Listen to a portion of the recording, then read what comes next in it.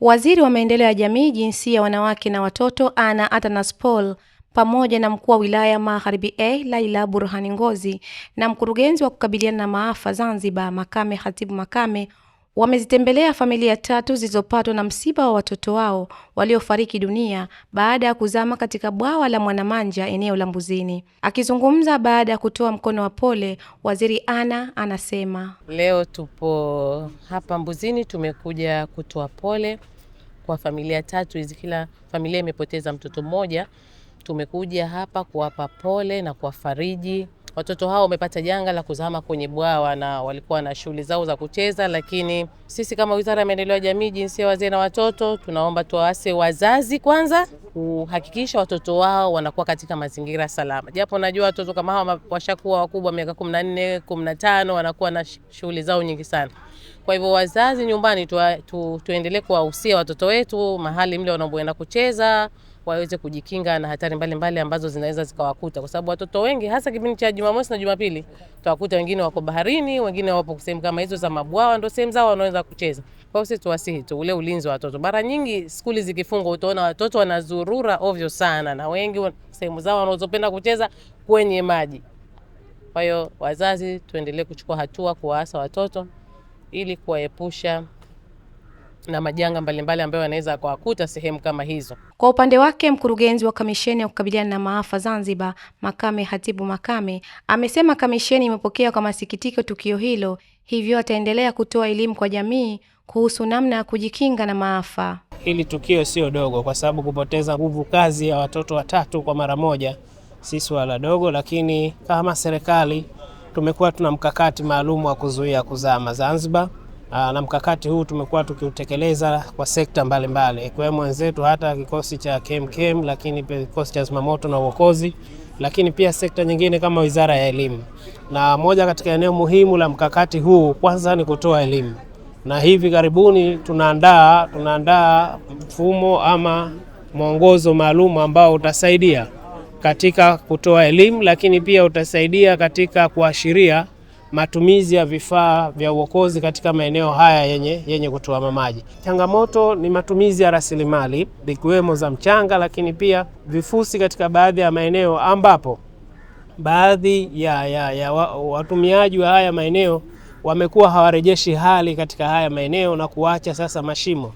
Lakini pia kwa wananchi, uchimbaji holela wa mchanga lakini pia vifusi imekuwa pia ni sababu ya kusababisha athari. Kwa hiyo kama serikali kwa mashirikiano ya sekta husika wakiwemo wenzetu mamlaka zinazosimamia masuala ya nishati lakini pia masuala ya mazingira, tumekuja na mkakati maalum wa kuweza kurejesha haya maeneo. Akitoa shukrani kwa serikali, mmoja na familia anaeleza, shukrani zangu za dhati kwa msaada, kwa kuja kutuona nyote waheshimiwa.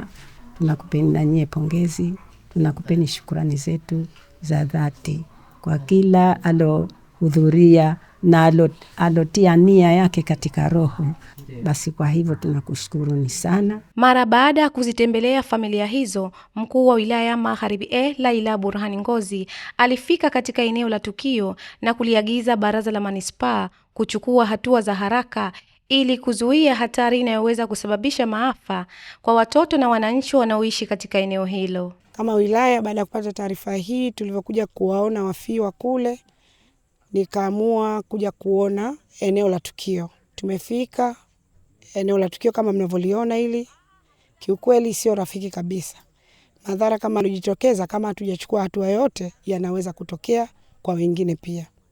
Kitu ambacho tumeamua, nimeagiza manispaa waje waangalie, lakini tuzichukue takataka zote za wilaya Magharibi A tuje tuziweke hapa, tuweze kulifukia hili shimo, lakini baadaye tutatafuta na kifusi tuweke juu. Lakini ukiangalia mazingira hili eneo lenyewe ni bonde, unaweza ukafikiria pengine tukifanya hivyo inaweza tukawa tumezuia, lakini bora tuanze kuzuia hilo kuliko watoto. Na watoto wanaweza wakaja ile yao wanasahau kesho kutwa wanakuja, kwa sababu wanavyovifuatilia vipo wenyewe. Tunaona hao ndege batamaji wapo, lakini nimeambiwa na wananchi kuna perege, kuna wale siju kambare. Na wazazi kama tunavyojijua tuna mambo mengi nyumbani, muda mwingi hatuko nyumbani kwa sababu tunaenda kujitafutia riziki zetu. Sasa mtoto huku hujui anaweza akaja tena kuliko litokee, ni bora pafukiwe lilibonde liwe lipo. Lakini jingine kuhusiana na wananchi wanaokaa katika maeneo haya, nimeagiza gari la ng'ombe lolote au hata zile gari ndogo keri, wakiona zinakuja huku watutolee taarifa ili tuweze kuchukua hatua. Hivyo basi wito wangu kwa wananchi waendelee kutupa taarifa kama hizo. Tukio hilo limeibua wito kwa jamii na taasisi husika kuongeza ushirikiano katika kutambua na kuondoa maeneo hatarishi sambamba na kuendelea kutoa elimu za tahadhari ili kulinda maisha ya watoto na jamii kwa ujumla. Amina Omar, Al-Fatah TV Online. Kutokana na thamani na kujali taarifa kutoka sehemu mbalimbali, Al-Fatah TV Online inaomba ushirikiano wako mtazamaji, kutoka popote ulipo, kutupa taarifa za matukio mbalimbali ili tuyafanyie kazi na kuyarusha hewani, kama vile taarifa, habari, mikasa au matukio. Si hayo tu, pia unaweza kutupa taarifa kuhusu watu wanaokabiliwa na matatizo mbalimbali ya kimaisha ili tuyafanyie kazi kupitia jumuiya yetu ya kutoa misaada muhimu ya kijamii, Al-Fatah Charitable Association Zanzibar. Wasiliana nasi leo kupitia namba zetu za WhatsApp alama ya kujumlisha